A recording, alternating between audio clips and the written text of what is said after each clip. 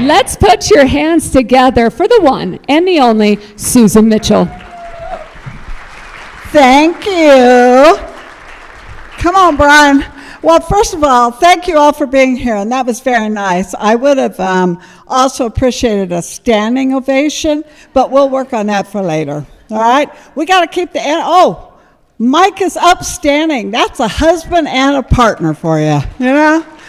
All right. We have just a minute here, but I want to introduce you to our fabulous friend. Many of you know Dr. Brian Branch. He's the retired CEO of World Council of Credit Unions.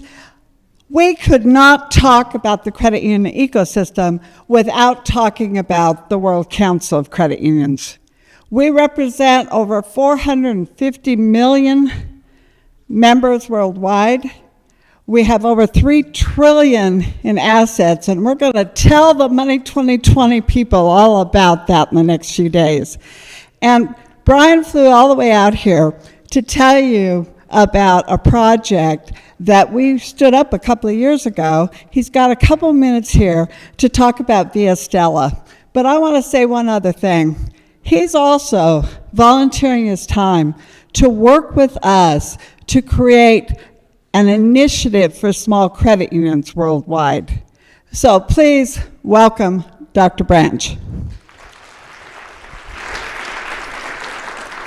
Thank you, Sue. Thanks for allowing me to join all of you this afternoon.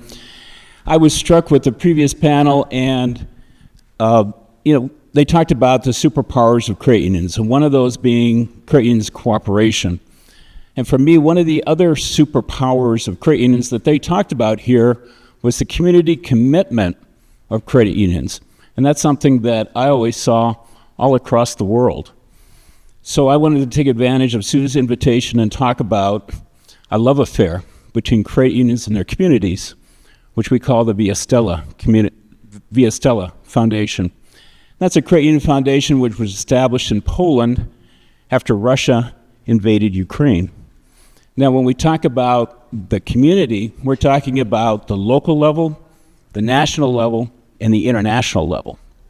6 million refugees came from Ukraine across the border into Poland when the Russians attacked in 2022. Excuse me. Of those, up to 2 million stayed in Poland. And the credit unions in Poland became very active, like much of the spontaneous reaction we saw from the Polish community. They provided relief, they met people at the train stations, they put them in their homes to get them out of the cold. And a number of the credit unions got together and they said, this is important, we need to do this, but we need to do more. And they said, we need to think about how this affects our communities. We want to support these refugees, let's help them find a stable path, but let's find a sustainable solution that's going to support our communities so that they're not overwhelmed with this influx of refugees. And so they focused on what are the primary needs. Well, these were young women with small children that came across the border. Their husbands, their brothers, their fathers had to stay to fight the invader. And the women had to leave because their homes were being shelled, they were being bombed. Mines are strewn around the countryside and they're afraid their children are going to step on mines.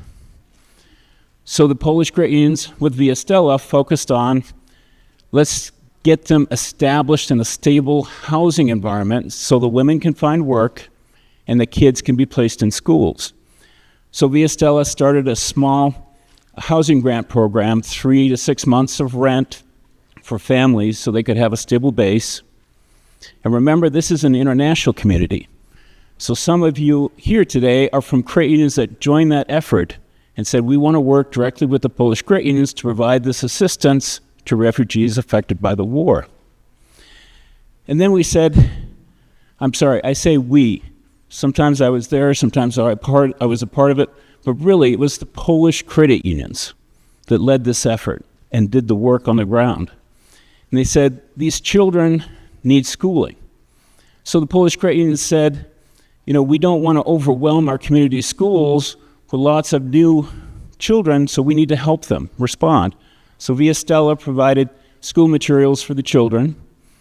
And they provided breakfast programs and lunch programs for the schools that were taking in these numerous refugee children. Remember, many of the people coming were young women, and there's socialized medicine in Poland, but the young women would go to the end of a very long queue and wait a long time to be able to get services. So Ukrainians started women's health programs in their communities to service the women that needed health support. So what do we see today? The housing market stabilized probably towards the end of the second year.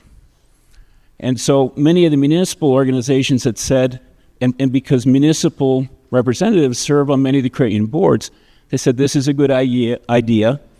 Many municipal organizations provided housing programs. So we find that the bulk of the refugees today have a stable home from which the women can work, the children go to school. VIA Stella has probably provided direct school support to 500 to 600 children. The Polish Ukrainians have reached 5,000 or 6,000 children. There are 5 women's health clinics in communities across Poland which are supported by credit unions, supported by VIA Stella with support that it receives from U.S. credit unions, and by the credit union insurance company in Poland. So the credit unions responded to a geopolitical crisis.